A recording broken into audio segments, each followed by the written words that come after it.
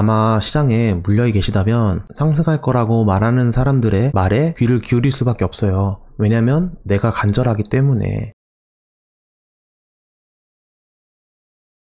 우선 첫 번째로는 이 과열된 시장을 식히는 움직임이 아직 나오지 않았다. 이게 무슨 얘기냐면 과거에 2017년부터 2018년 사이에 움직임에서는 오랜 시간 동안 옆으로 수렴을 만들면서 결국 큰 하락을 맞이하고 이 과열된 움직임을 식히는 움직임이 나왔었어요. 지금 시장을 보시면 옆으로 꽤 움직인 것 같지만 이제 하락을 시작했기 때문에 당장 상승을 기대할 만한 그런 분위기는 나오지 않았어요. 바닥이 어디인지는 아직 알 수 없는 상태이고, 이럴 때 위에서 물려 있다면 계속 공포를 가지고 하락을 기다려야겠죠. 이런 공포심을 몇 개월은 줘야 그때서야 바닥이 나올 수 있다.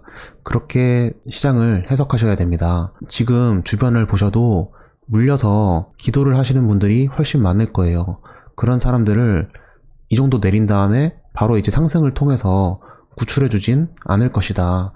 왜냐면 세력들이 이렇게 물려있는 물량들을 이 짧은 순간에 매집을 통해서 시세를 들어올려서 그 사람들을 구출하는 것은 이 매도 힘들을 다 견뎌내기에 너무 돈을 많이 써야 된다는 거죠. 그래서 앞으로 어떻게 움직일진 모르지만 몇 번이고 시세를 계속 흔들면서 여기 위에 있는 물려있는 사람들의 물량을 계속 털 수 있도록 계속 무섭게 만들 거예요. 물론 반등이 어느 정도는 나올 수 있지만 그때 결국 매도하지 못한다면 다시 한번 나오는 큰 하락에서 결국에는 아주 싼 값에 물량을 던지고 말겠죠.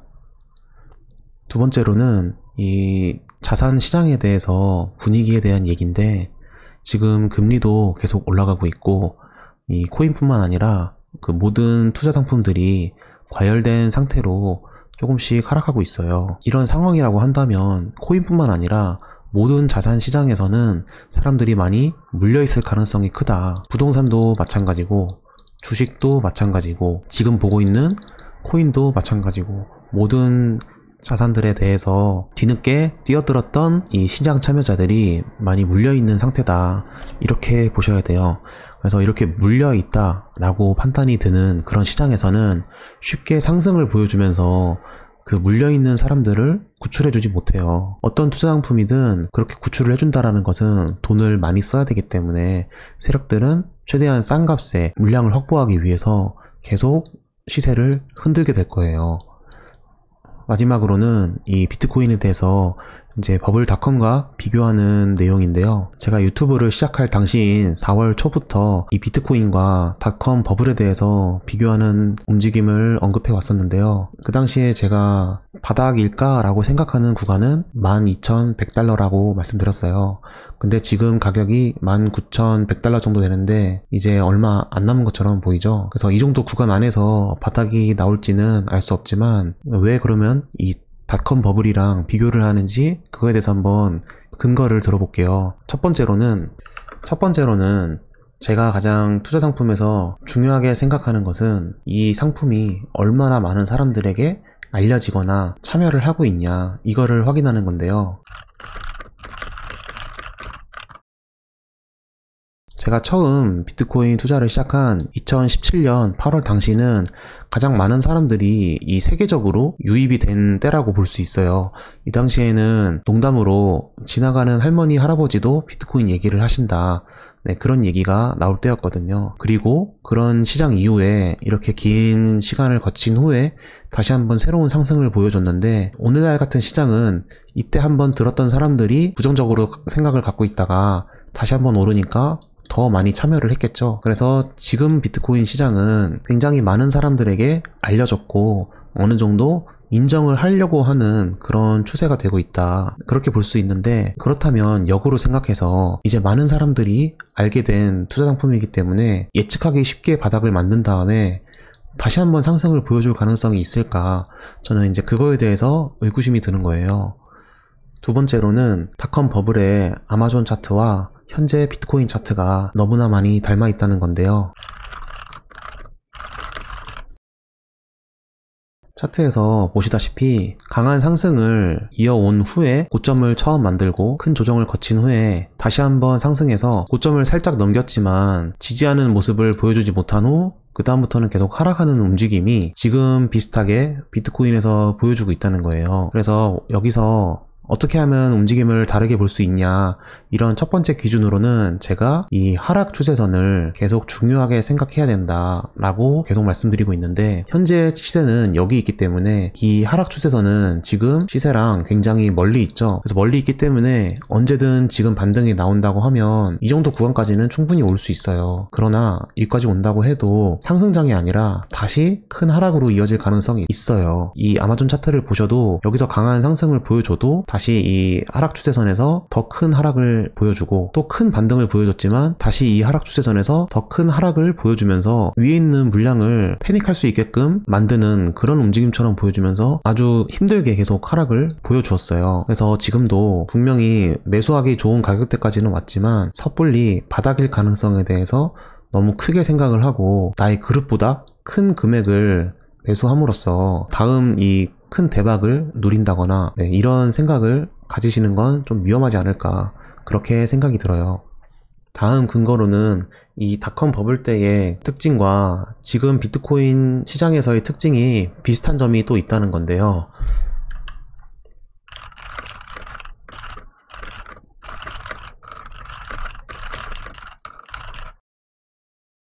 닷컴 버블 당시에 회사 이름이나 어떤 것에든 이 닷컴이라는 단어만 붙어도 사람들이 매수를 했다고 해요.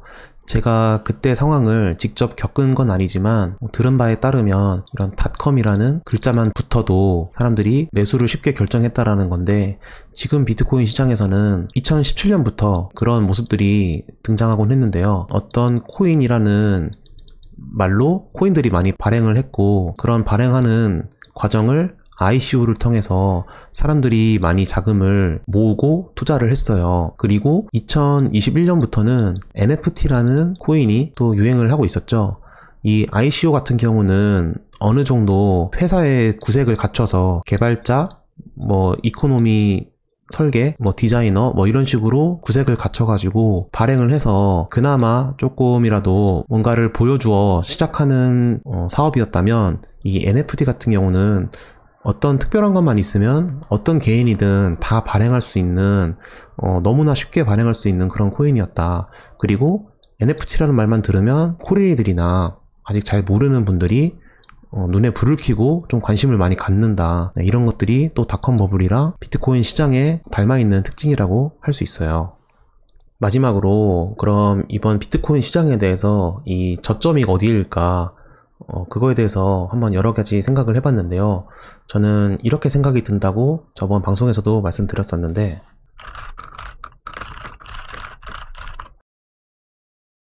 비트코인이 얼마까지 하락해야 사람들이 패닉할까요? 지금 2만 불 근처까지 온 현재 분위기를 봐서는 매수를 좀 준비하는 사람들이 많은 것처럼 보여요. 물론 그게 잘못된 판단은 아니에요. 왜냐면은 이렇게 보시는 것처럼 비트코인 과거부터 봤을 때 직전 사이클 고점이 바닥이었던 경우가 굉장히 많았어요. 그래서 지금도 이렇게 직전 사이클 고점이 작용이 된다면 바닥일 가능성이 있다. 이런 가능성 때문에 좋은 기회라고 이제 생각을 하는 거죠. 그래서 과거의 움직임처럼 지금 보이시는 이 제가 첫 번째로 제시하는 구간이 만약에 진짜 바닥이라면 여기서 이제 굉장히 큰 움직임을 통해서 시장을 많이 흔들고 공포를 유도할 거예요. 그래서 그런 움직임을 보이면서 만약에 이런 하락 추세선을 상승 돌파할 수 있다면 12,100 구간은 바닥일 가능성이 있다.